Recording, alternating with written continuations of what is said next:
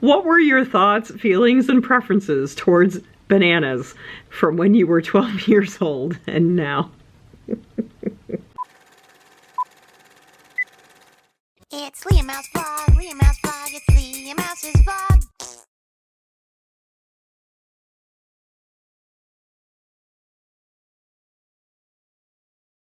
What's up, my people? Welcome to Vlogmas Day 6. I braided my hair for the occasion. I know it doesn't look awesome, but you know what? French braiding your own hair is hard, okay? Whoa, what are you doing? What? Dude, what are you even doing? Okay, so for today's Vlogmas video, I thought it would be fun to do a bit of a Q&A. Now, I asked you guys on Facebook, on my Facebook fan page, to post me your questions, and you did. You sure delivered. Man, you guys came up with some very creative questions. I really liked most of the questions that I saw. One of them I really didn't understand, but that's okay. We'll just avoid that one. Editing Leah here. After I recorded this video, I got a crap ton more questions posted to that same thread. So I'm going to be doing a sequel to this and answer the rest of the questions that came in, because a lot of the other ones that came in afterwards are also really good. Houdini says hi. So if you don't see your question in this video, don't worry, there will be another one and I will answer your questions in that video, hopefully. Okay, back to the video. So yeah, y'all posted a lot of questions. A lot of y'all were up, you know, at 1 in the morning, which is pretty cool. And thank you for hammering me with questions. I really appreciate it. We're gonna start this off here. I did pre-read some of these and some of them are quite entertaining, I will tell you that. Okay, Vanessa says, not a question, but it'd be cool to see you do your makeup like Toxic Tears while answering questions. She has a lot of tutorials. Okay. First of all, I barely have the energy to do my own very minimal makeup. I appreciate it. I know who Toxic Tears is, and I'm pretty sure she's pretty heavy on the makeup. I do not have the time or energy to devote to makeup that extravagant, especially trying to pay attention to a tutorial while answering questions. I simply don't have the focus. Maybe sometime I'll try a tutorial of hers, so sorry. But anyway, her question, Vanessa's question is, what was a Christmas tradition your family used to do? Well, okay, there was this one thing that it was kind of a town-wide thing, but me and my mom used to do it all the time. There was this little farm. We grew up in this really tiny little crap splat town in Ohio. Technically, I didn't grow up in the town. It was like 3 miles down the road in the woods away from that town, but whatever. There was literally like 120 people in this town, okay? But there was a farm. And the lady who owned the farm actually was the librarian at my elementary school. So, like, I kind of knew these people. But every year, and they might even still do it, I don't know. But for years and years and years, they would set up this really, really big, and I mean big, elaborate Christmas display on their farm. And you could drive your car down in there and like go around their property and look at all of this stuff. And it was free, but they had like a little donation box, you know, if you wanted to support them or whatever. But like, they had so much stuff going on, and I don't mean just like lights. There was like little animatronic figures. There were like the California raisins on a seesaw. I remember that one. And they had like cardboard cutouts of like the Peanuts, and they had like Christmas music playing, and like a bunch, like an animatronic like carousel thing going with all these little stuffed animals and stuff on it, and like characters and stuff, and like all these lights. And yeah, it was like, it was so incredibly meticulously detailed and extravagant. I can't even imagine how long it took them to set that up every single year. And I don't know if they're still doing it. It'd be sweet if they were. But yeah, everybody in town, you would go down there and you were just like in a line of cars, like just driving through this farm, looking at all this stuff. And it was like the coolest thing. So Mom and I did that every year, sometimes twice a year. So that was fun. That was something Mom and I did. Kyle asks, what is your favorite memory from any point in your life? Oh my, that's a whole lot of memories to sort through, Kyle. Ooh.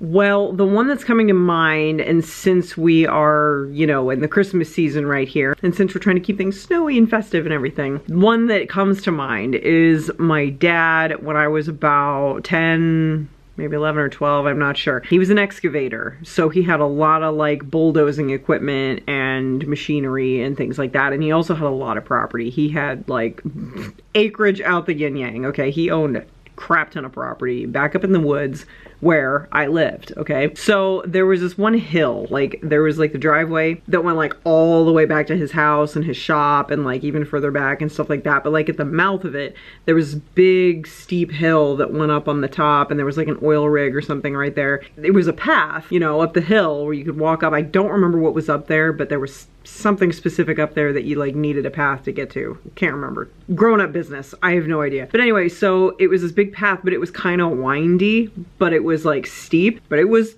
big. Okay, so what my dad would do every winter, and one winter I remember this very clearly because it was really funny, he would plow up the thing with one of his bulldozers and make those big snow banks, you know, along the side that the plows make when they plow through the snow. Like, you know, it makes those weird things that block your car in on the street if you happen to be unfortunate enough to have a snowplow go by.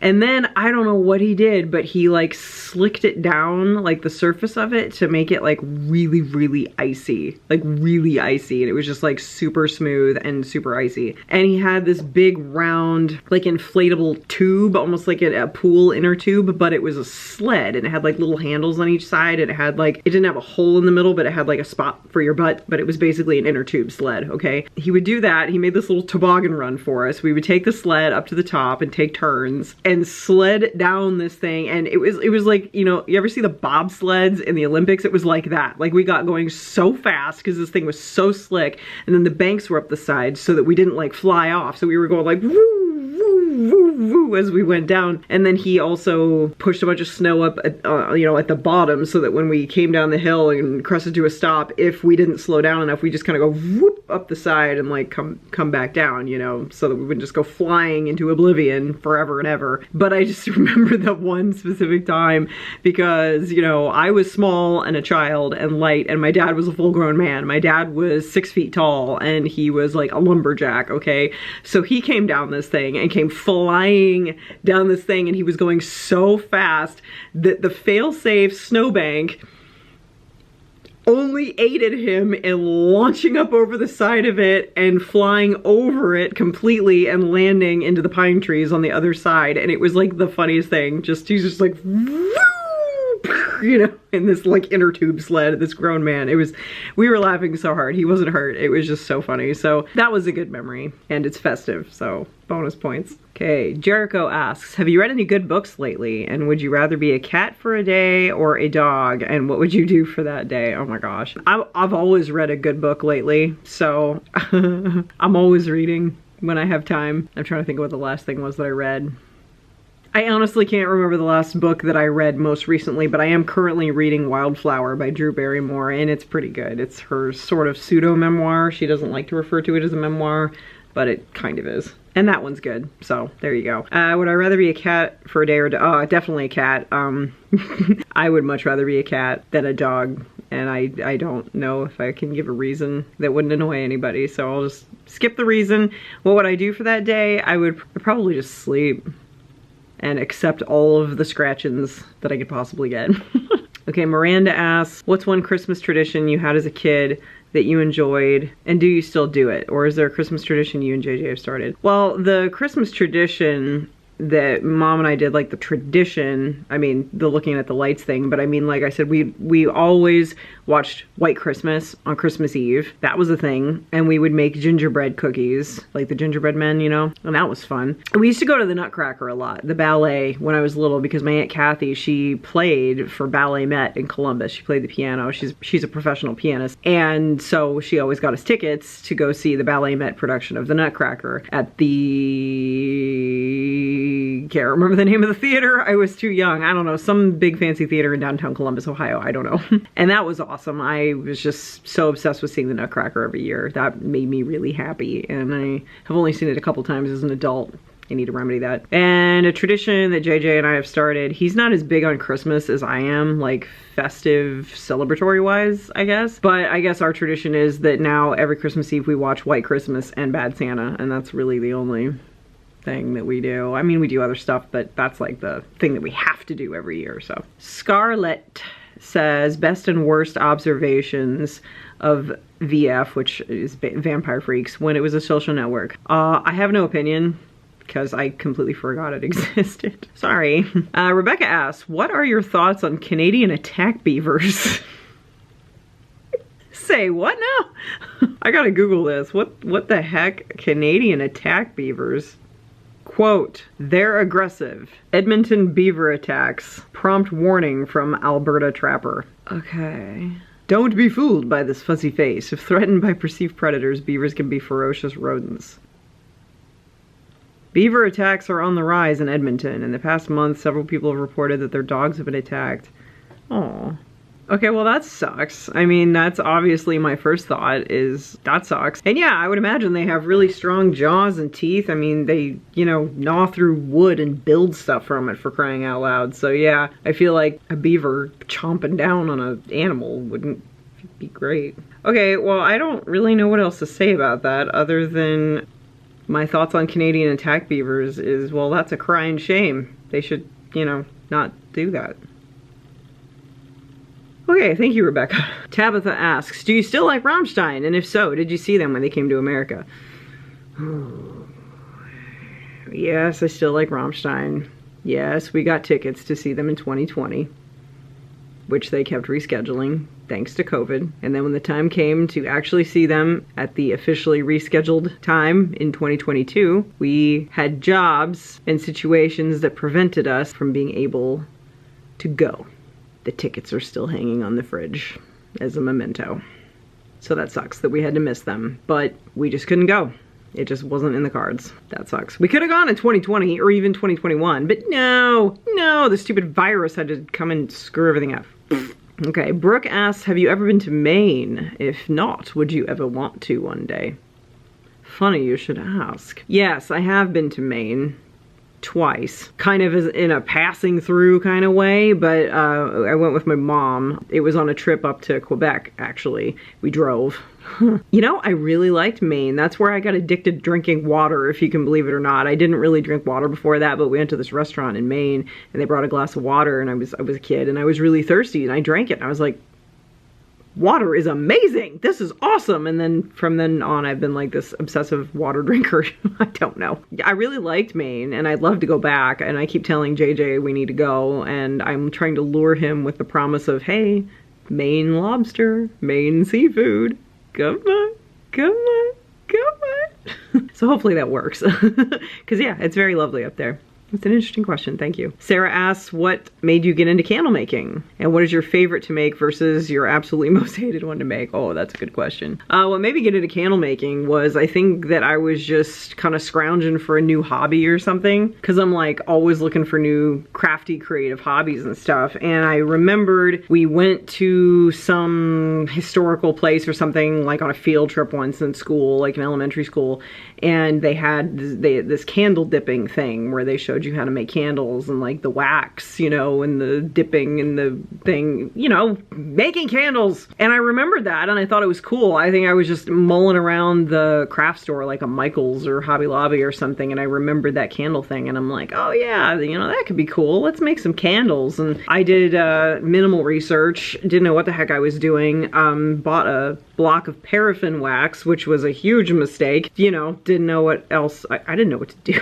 There weren't really many YouTube tutorials, you know, back in the day. There really weren't. This was in like early 2011. There really wasn't much on YouTube in the way of like, you know, search for how to make candles and 8 million results pop up. It just kind of didn't work that way back then. But I figured I'd give it a shot, and that's what I did. And I soon found out that paraffin wax is terrible for jar candles because it pits. It's really dense and it sucks. And I had to chip it off of this block. You know, it wasn't in like flakes like the soy wax that I use now or anything. And yeah, it was just such a pain in the ass. But I learned, you know, I practiced and I learned and kind of think I got the hang of it now. And my favorite one to make versus my absolutely most hated one to make. Oh my gosh, that's a toss-up. Well, here lately, honestly, my favorite one that I've been making is the Little Nero's Pizza. I've gotten a few orders for that one.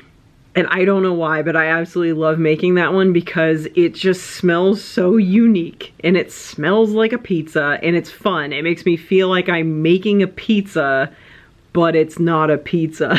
I don't know how to explain it, but I really like making that one. It's just such a novel thing and it smells so good. I really like making the Little Nero's pizza. I mean, I don't really have a hated one, I guess, because I mean, I like all of them. I wouldn't promote or be behind, you know, selling and producing something and sending it out into the world if I didn't like it myself. There are certain fragrances that I know other people like that I'm not a fan of. Lavender, oh, I hate the smell of lavender. When I get a custom candle, okay, this is my answer. When I get a custom candle request and they pick lavender for the scent, that's just something in my nose. I've never liked the smell of lavender. It just smells really gross to me. I just, I do not like it at all. Yeah, whenever I get a custom candle order and they choose lavender for the scent. That's why I don't have any lavender scented candles by default, because it just, ugh, I can't stand it, because I would feel dishonest making a candle that smelled like lavender and then showing it off to you guys and be like, it smells so good. I would be like, it stinks, but buy it anyway. Oh. Yeah, I wouldn't feel good about it. So that's why I don't have any lavender scented candles. So if you're ever wondering about that, that's why. Macy asks, if you could go back and say something to your younger self, what would you say? Well, depends on how much younger we are talking here. I would probably give myself the same advice that my dad tried to give me when I was young. The one thing that he said to me that I'll never forget, he said it to me when I was about 5 years old, which, you know, is a strange age to give this advice to, but hey, it stuck and it worked. He's like, you know, in life, people aren't always going to like you, and sometimes people will just not like you for who you are. You know, don't fret over people not liking you, because sometimes people are just not going to like you for who you are. So don't worry about it, you know. And yeah, I always remember that he said that, and you know, it helped. You know, it really helped me get to this apathetic place of, you know, I just really don't care if people don't like me. I really don't, because I'm not here to impress anybody. I'm not here to be liked. Like, it's nice when people like me, of course. Everybody wants to be liked, but that's not my goal. My goal isn't to make everybody like me. Everybody has different tastes and different preferences in people. Some people probably find me really annoying. Some people probably find me really rude. Some people probably find me really boring. I mean, and that's fine. I'm happy with who I am. And they don't have to be happy with who I am, because 10 to 1, they're not probably somebody that I like anyway. So their opinion means piddles to me, because I don't see them, I don't interact with them, it doesn't matter. I don't know if I really would have much to say to myself, other than probably running screaming into a couple of rooms just as I was about to do something and yelling, "No, stop, don't do it, run, go." But then if I hadn't done any of those things, I wouldn't have ended up here, and I wouldn't have ended up the person that I am now, and I wouldn't be in the most amazing relationship of my entire life, because all paths, good and bad, led here with who I am, where I am, who I'm with, and everything else. So I'm not a big fan of changing the past, I guess, for that reason. Jenny asks, this is a great follow-up question. Jenny asks, which ghost from A Christmas Carol would you rather have visit? Ooh. Well, my past is incredibly painful, and I have no need to relive it because I have learned from it a lot. I don't need to go through that again. I don't want to know the future because I like the mystery of, ooh, what's gonna happen tomorrow or next year or 10 years from now. Like, let's see what happens. Let's just let it unfold, or making different decisions to lead different ways, whatever. So probably the Ghost of Christmas Present, because I'm a very live in the moment person. So I think I would totally love to hang out with the Ghost of Christmas Present and just like have a fun little Christmas day, you know. It's in the singing of a street corner choir, it's going home and getting warm by the fire. Yeah, that, and that song has been stuck in my head for 4 days, by the way.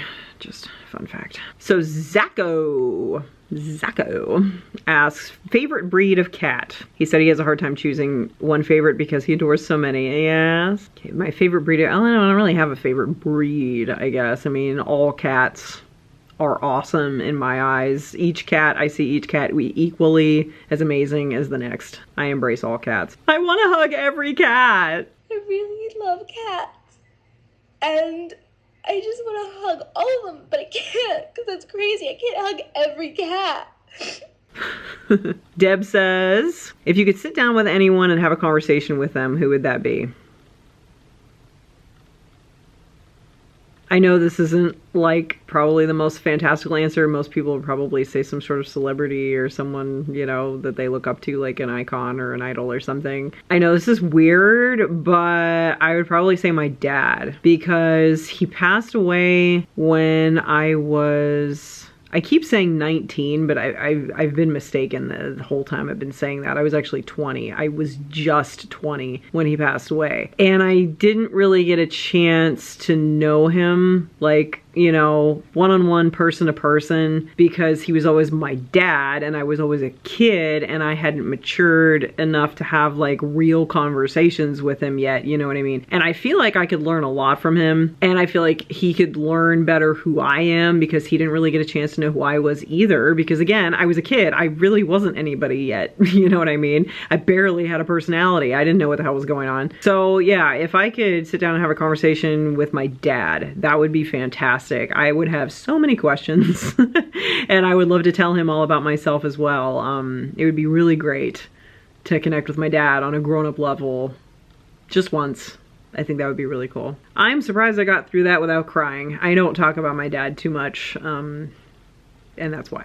Anyway, if you could time travel to any day and do whatever you wanted for the day without consequences to the timeline, oh, when would you go and what would you do? Stephanie asked this question. Well, I kind of already covered this. I'm not really all about changing the past. Well, she said without consequences to the timeline. Okay, that's fair. I guess it would just be a peep, a glimpse into the past or the future. Well, I definitely wouldn't go to the future. I don't want none of that. I don't want to know. I don't want to know. I love surprises, okay? So I guess it would have to be the past. I don't know. I'm not good at history, so I don't know historical stuff. I probably go to some random day in the Edwardian area and just like run around and see what it's like to have like, you know, outhouses and general stores and horse-drawn carriages and like no electricity, because it sounds fun. I mean, I guess technically I could get the same thing if I just like hung out with Amish people, but I hope that's satisfactory. That's the best I got right now.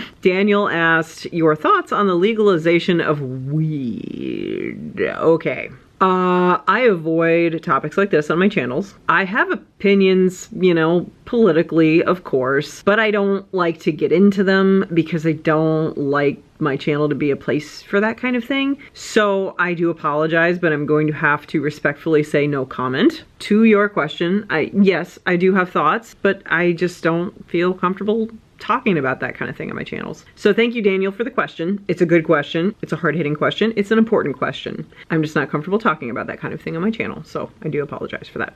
And Mariah, Mariah asks, girl, what the hell? What were your thoughts, feelings, and preferences towards bananas from when you were 12 years old and now? What? Where did this... What? How does your brain work, Mariah? I would love to know. You are awesome. That's a great question. I love bananas. I've always loved bananas, and I probably always will love bananas. I am a fan of the humble banana. I really am. I enjoy them in all forms. I like banana flavored things, especially those little runts. Oh my god, the runts. I like runts, but the banana ones were the best. Can we all agree? Am I right? Yeah, every time we went to the mall, I put the little coin in the little, like, machine-y thing. You know, you twist the little knob and then you get, like, a little handful of runts would spill out. I wouldn't even eat the other ones, or I would save the bananas for last so I could eat all of those because bananas are awesome. I like banana ice cream. Chunky Monkey is my favorite Ben & Jerry's ice cream. Thank you. I like banana chips. I snack on them all the time. I like actual bananas. I put them in my cereal or just eat them as is. I like banana cream pie. I like banana pudding. I like bananas. Bananas are good. Bananas are good. Bananas are good. Okay. Kira asks, where would you like to see yourself 10 years from now? I absolutely hate this question. I don't mean I hate your question. I mean, I've always hated getting this question from whoever. Teachers always ask you this thing in school, you know, like, where do you want to be 5 years, 10 years, 20 years from now? Thank you for asking this question. The reason I hate this question is because I don't have a goal. It's kind of like what I was mentioning earlier about like liking to be surprised about the future, and I wouldn't want to look into the future at all, not even a glimpse. I don't want to know. I just sort of want to let my life unfold however it's going to unfold. I don't really have a master plan, you know, because I feel like when you plan too hard, you're just kind of setting yourself up for disappointment. I mean, yes, it's good to have goals. Like, I don't want to be like homeless and single, you know, like that's kind of basic stuff. But I mean, I don't have like a career path, and I never have, and I've been very happy with that, by the way. I would not want to dedicate myself to one thing and just be a slave to it because of my fear of like changing my mind or realizing it's not what I want, but being stuck with it later. You know, I'm not down for that. So I don't have a where I would like to see myself thing. I mean, I hope I'm living in a nice house, married to JJ. Then that's about it. That anything else that entails, whatever. You know, we could live in England, we could live in Germany, we could live in San Francisco, we could have 8 dogs, 12 lizards, and a turtle, and JJ's skunk, pew pew. Sorry. You know, or we could have 15 kids, which is definitely not going to happen because I'm drying up.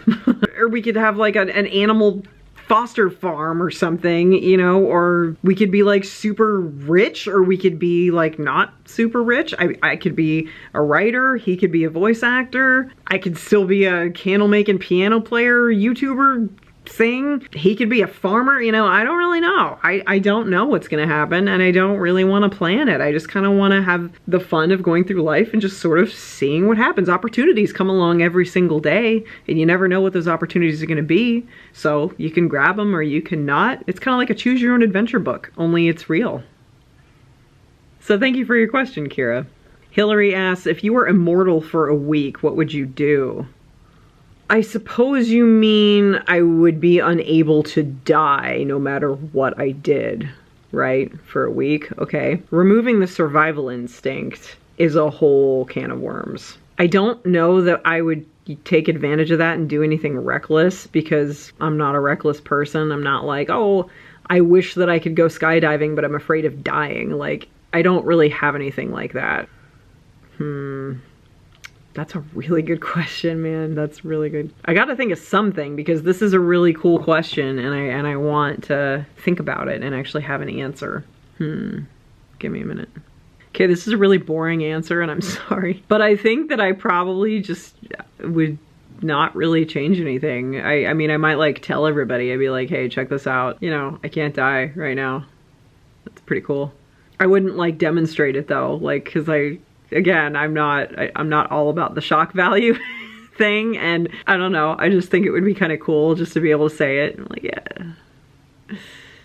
yeah, can't die this week only. Yeah, I'm boring.